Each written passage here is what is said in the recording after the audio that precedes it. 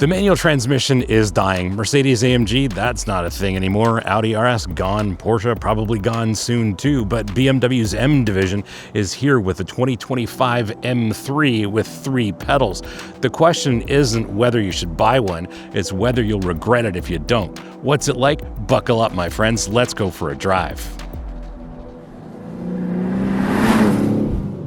I'm your host, Brian Makse Racer, lover of driving fast, fun things, and on this channel, you get reviews for drivers from drivers. Now, when I first drove this latest generation M4 manual, not exactly the same thing as this M3, it really seemed like the manual was a bit of an afterthought, and by some accounts that's actually true, but in their intervening years, things have improved, as we will get into, and this test inadvertently has happened to become a little bit of a winter drive, and we've discovered one very interesting dynamic feature of this M3. And before we get into what it's like to drive, let's have a look at it in a little more depth.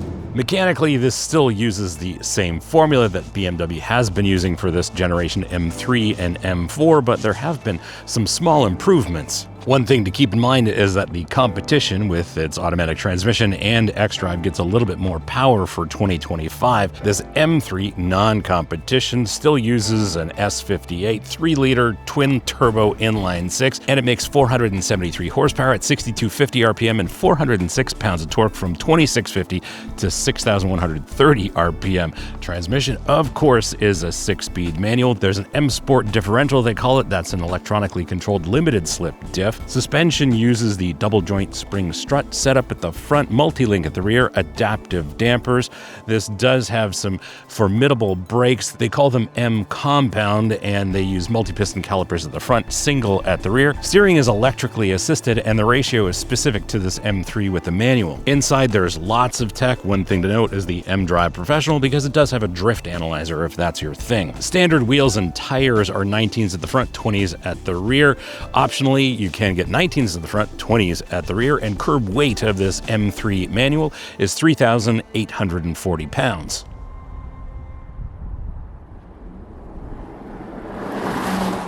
Sure, there are cheaper dash cams out there, but if you watch this channel, my guess is you understand that spending a little extra on quality makes sense. The Viofo A229 Plus uses dual Sony Starvis 2 sensors. That's like going from All Seasons to Michelin PS4Ss in terms of image quality. The HDR actually works, no more choosing between seeing the road or reading the Hellcats plate when they try to race you at the lights. At night, it's like having German laser headlights versus halogens. Crisp, clear footage even in low light. Voice control means you can lock important footage without taking your hands off the wheel. Perfect for when that wannabe drift king decides your morning commute is their audition for Fast and the Furious 27. The 5 gigahertz Wi-Fi means downloading clips won't take longer than your oil changes. And unlike cheaper dash cams, this one's actually got a capacitor which won't melt all over your dashboard on hot summer days.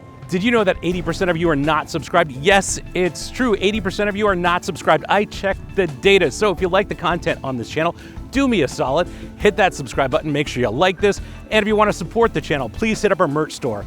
Links here, links below. Lots of great stuff for driving enthusiasts like us, including our very popular line of Save the Manuals merch. Now back to your regularly scheduled episode. I only have superlatives to describe this seating position. It's simply absolutely perfect. I've got a great seating position, and the first person who says I'm seated too close to the steering wheel actually loses. Nonetheless, great relationship to the steering wheel, great relationship to the pedals.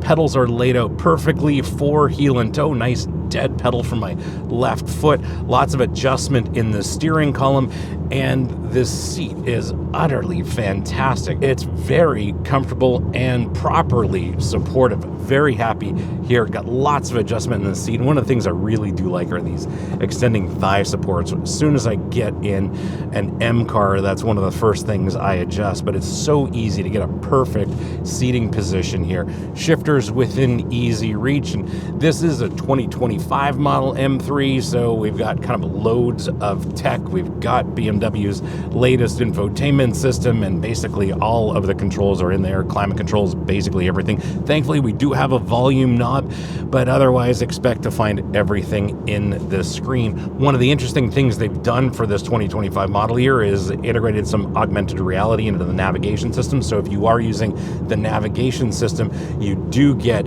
a front camera view here on the instrument cluster and indicating where you should turn. That's very helpful if you're going places where you've never been before. You know, like downtown Toronto, for example, it's not easy to navigate, and if you use this system, it's going to help you tremendously, especially when you're in unfamiliar areas.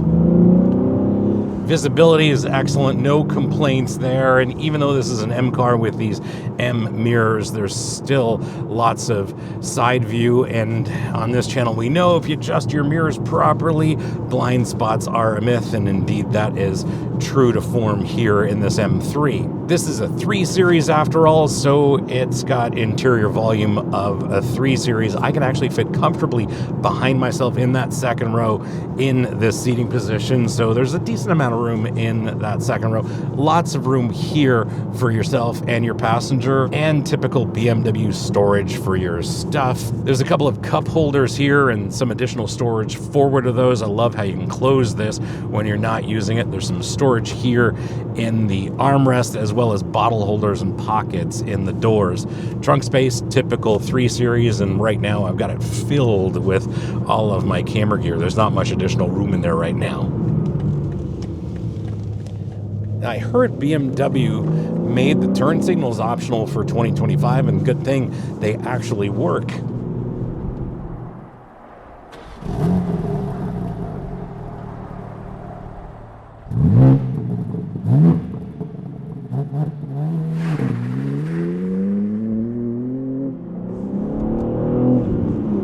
In terms of acceleration, there's a bit of a story here. Because this is a rear drive M3, not an X drive, it doesn't get to 60 as quickly as the competition model, but as far as I'm concerned, that's a willing trade-off. This does 0 to 60 in a couple of ticks over 4, and the X drive is well under that, maybe mid 3s or low 3s, and it's incredibly quick. The S58 is so good. It's kind of like that friend who shows up at every party. It's always ready to go, and from low RPM, it pulls harder than a Tesla owner trying to tell you about their 0 to 60 times. In terms of this being a driver's car, well, the manual transmission just gives this a different level of engagement than you would get in the competition. Still, the competition, formidable car, loves spending time behind the wheel, but based on my memory of that M4 manual from a few years ago, this shifter is much more precise, much more satisfying, and to me, it's as precise as a German train schedule. And I think that might be the Supra factor. Not quite sure what the official story is, but this shifter is so much better than what I experienced in that M4 a few years ago. Clutch feel and modulation is excellent. It's fairly light. It's lighter than your friend's excuses to stop modifying his E46. When it comes to gearing, it's definitely a close ratio kind of philosophy, and what I find is that 6th gear is a proper gear. It's not a real tall overdrive kind of gear. It's exactly what you want in a driver's car like this. The other part of this drivetrain that makes this car is the M Sport Differential. It's an electronically controlled limited slip diff. It's so well resolved, so well programmed that it works perfectly in every condition. Anytime I'm asking for acceleration, whether it's exiting a corner or just in a straight line, that diff puts down all of the power and all of the torque perfectly. This inline-6 is so silky smooth. Kind of sounds like something a symphony orchestra would do if they decided to build an inline-6. Under about 3,000 RPM, it's as civilized as your LinkedIn profile, but cross that threshold and it's suddenly performing death metal covers of Wagner.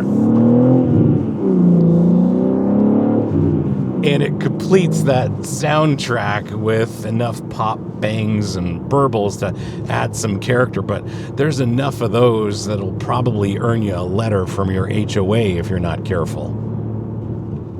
And dynamically, that's where this M3 shines as well.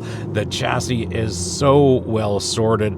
Brakes are excellent, steering's excellent. And speaking of steering, that bonus feature that I discovered is this is actually four-wheel steer. No, not really, but if you use the throttle judiciously, well, you can encourage a little oversteer. So yeah, if you know what you're doing, you can definitely steer this thing with the throttle. This is a brake-by-wire car. Both the M3 and the M4 are brake-by-wire cars. So there are two levels. I think they call it feel, but it's more about the assist level, and I set it to sport. I want a little more pedal pressure than the comfort setting, and it works great for me. This is an M3 after all, and it's time to find some corners, don't you think? Oh yes, here we go, just brilliant. The gearbox, the clutch makes everything so easy. Turn and response, fantastic. Oh, there's that rear steer again, works brilliantly. Love the brakes, so easy to control this M3 on the brakes, and steering is so precise. Not a lot of feel comes through the steering wheel. It's strong on center, but what this M3 has is incredible chassis feel. You get high fidelity feedback through the chassis so that you know what each of the four contact patches are doing. This is definitely a low grip winter kind of test, and we do have one of my favorite corners here because it does highlight any flaws. It's off camber on the exit, and let's see how we do that. Brilliant little oversteer on the exit, but this car is so communicative. I know exactly what's going on here. Soaks up the bumps brilliantly. Because we are in a place where the road surface sucks, I also set the dampers to their softest settings, and that's one of the brilliant things about this M3 or most M cars is that you do have your M1 and M2 switches here, so you can set your customized drive modes, and this makes setting up your M car so easy. And the first thing I do when I get behind the wheel of these M cars is set up my M1 and M2 buttons the way I like them. M1 is kind of my standard drive mode, and M2 tends to be full-on bonkers, and we leave the driver assistance to the driver behind the wheel, not the systems in the car. As you'd expect, brakes are incredibly strong, and on top of that, you've got great feel and control through this brake pedal. And even though it's brake-by-wire, it still provides decent feedback through that pedal. Everything about this car makes attacking corners so easy. Little oversteer there, just absolutely love it. The adaptive dampers, they're just impeccable. Excellent body and wheel control. When we are using the comfort mode for the dampers, it's got a tremendous amount of compliance as well, able to soak up all the bumps and still maintain great body and wheel control. And then if you want to go to the racetrack, or you live in a place where you're fortunate to have great smooth road surface as well, you can step up the damping to something a little bit firmer. And this railway crossing is complete crap, so let's see what happens here. Not bad at all. Rest of this road, pretty crap. Just soaks up the bumps. Probably hear all the road noise coming through because this road surface is so bad. But speaking of which, it's actually fairly quiet in here, but we do have a little bit of noise from the exhaust, and I think there's some augmented exhaust and engine sounds coming through the sound system. And all together, the chassis, the drivetrain, they come together to make this a harmonious driving experience. This is an incredibly well-resolved driver's car, and absolutely love every single moment behind the wheel. How do you spec yours? Well, that's a fairly easy question to answer, especially when it comes to BMW M products. What you are looking at is a 2025 M3 with a manual. No, this is not a competition. This is just a regular M3 because it's got a manual gearbox, and this is Dakar yellow BMW individual paint. The paint's a $5,000 Canadian option. Not sure what it would cost in the US. The interior is black merino leather.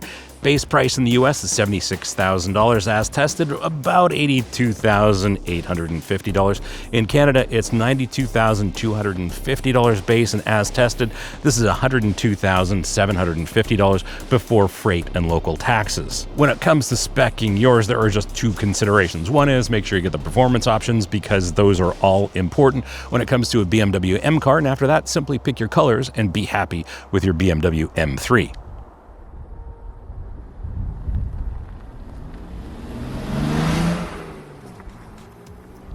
My verdict? Well, the elephant in the showroom is the M3 competition. And sure, the X-Drive is more sure-footed in conditions like this, and it's definitely quicker in a straight line, and the automatic might be more convenient on a day-to-day basis. But in 20 years, when we're all riding around in our personal transportation pods, this is the one I think we're going to regret missing. We'll all be reminiscing about this M3 being one of the last true driver's cars, and we should have bought it in 2025. In the few days I've been driving this M3, people have asked whether you can daily drive this thing, and it's kind of like asking if you can wear fancy sneakers to work, and technically, yes, you can. The clutch is lighter than your excuses to go to the gym, and it just works great on a day-to-day basis. Form factor is great, so you can park this easily, and visibility is top-notch, so yes, indeed, you can drive this on a daily basis. You know how we all say they don't make them like they used to? Well, BMW still does. The gearbox feels like it was engineered by a bunch of people who still own mechanical watches, and they probably argue about vinyl sound quality, and they probably all refuse to use Instagram filters. Now it's kind of the gearbox that makes you want to take the long way home, even if gas is, $5 a gallon or 10 if you live in Canada. Thanks for hanging out with me today and having a look at this 2025 BMW M3. Hope you liked this episode, and if you did, you're not new, you know what to do. Smash the subscribe button, turn on your notifications, like this, and as always, sharing is caring. So please share this with your friends, especially on Reddit, because on Reddit, they really need to see reviews for drivers from drivers. If you have any questions or comments, please leave them in the comments below. I'll get back to you as soon as I can. And if you want to support the channel, please hit up our merch store. Links here, links below. Lots of great stuff for driving enthusiasts like us, including a very popular line of Save the Manuals merch. Thanks again for watching. We'll see you again next time. And remember, cars don't understeer by themselves, not even BMW M3s. And since you've hung around this long, well, I'm going to drop something here that's relevant, and that is the BMW M4 manual episode from a few years ago. And I think it might be an interesting contrast. Hope you enjoy it. See you again next time.